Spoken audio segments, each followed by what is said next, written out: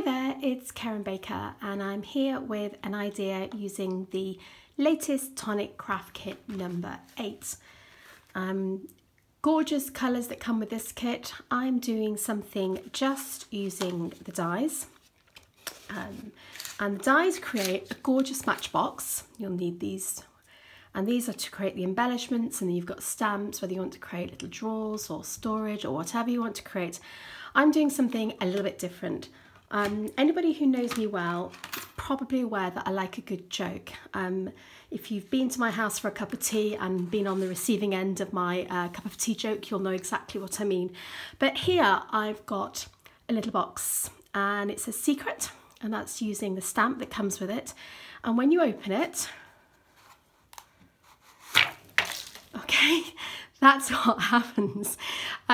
It took me quite a while to work out how to do it because quite a lot of the mechanisms that you have got to prepare are actually quite complicated. Let me just move all this confetti out the way. But I've created a way of doing it really, really simply. And what you're going to need to do first of all is create your box. Your box is created by cutting out 2 of the same die. So you've got your die here. You're going to cut 2 of these out, and then you can see videos from the other girls about how to do the standard box. I'm just going to show you really quickly and easily, and you're going to put it on so that you have all of the sides with something coming out. So you end up with this, and then you'll create it by gluing all of the tabs and popping them like that.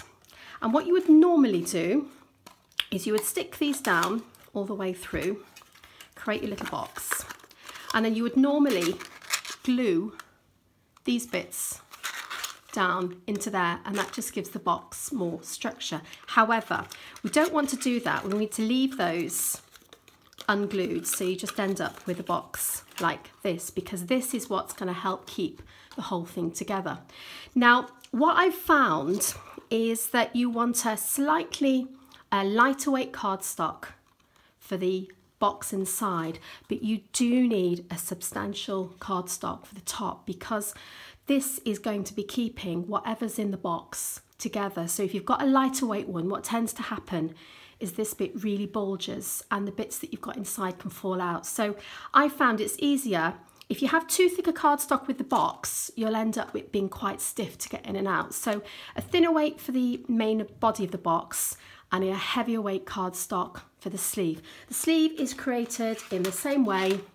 This is a sleeve top. You just cut 2, join them together with the flaps, and that's how you create that. But to make the main bit, I'll show you. You need some acetate. Now, the acetate that you're going to want to use, you want a more substantial acetate. Okay, you can buy acetate in lots of different widths and weights, but what you want is one that's got a good weight to it. If it's really flimsy, it won't have the spring back. The Craft Perfect one that Tonic do is perfect for this. So what you're going to need to go with the box is a piece of acetate. Now, I'm saying roughly, and I'll explain why. About 12 by 18 centimetres. Now, the reason that I'm saying roughly is it doesn't actually matter if it's slightly smaller than this, and if you want to convert to inches, it's not a problem. It would be a problem if it's larger. Obviously, it's got to fit in the dimensions of your box. So, with my piece of acetate, I know it's a nightmare to see, I'm sorry. Here's my 12 by 18. Sorry, did I say 6 by 12? It's 12 by 18 piece of cardstock. Acetate.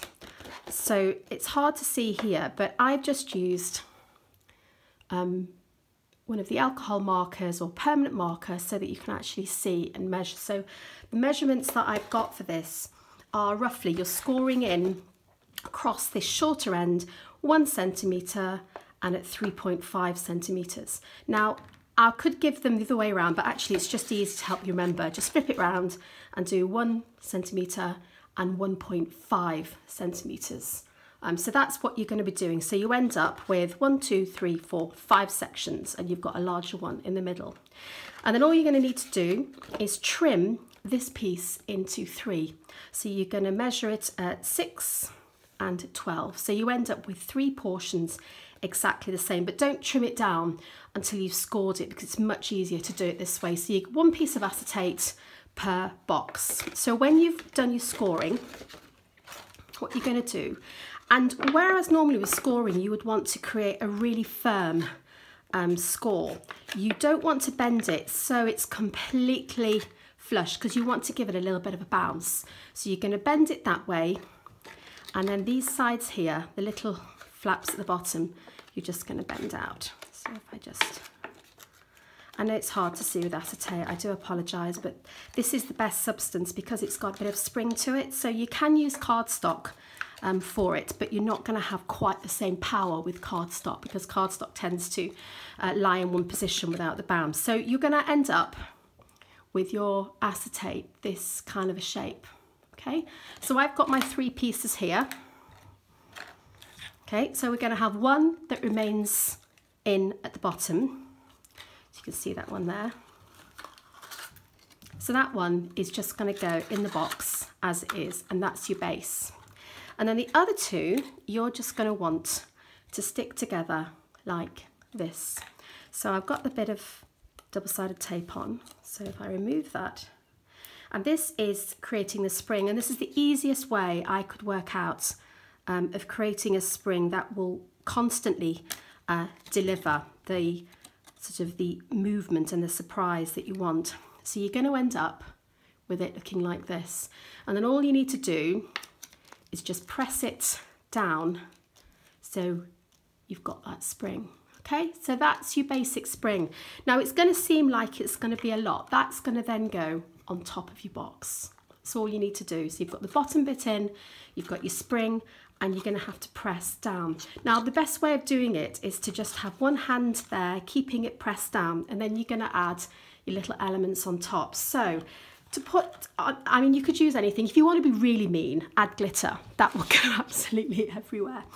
I've used the butterflies from the Wings and Things Monarch and Princess Wings die set because it was the perfect size. So all I'm going to do is just stack a few of these, put them in at different angles, and then I've just got some bits of cut up leftover scraps.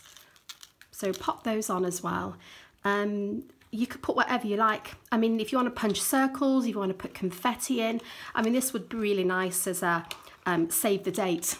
If any of you are getting married or you've got an important party coming up, this would be really cool with a little bits of details of where the party is on the inside. So pop that like that, and then you're just going to close that over and then bring, yes, get in there.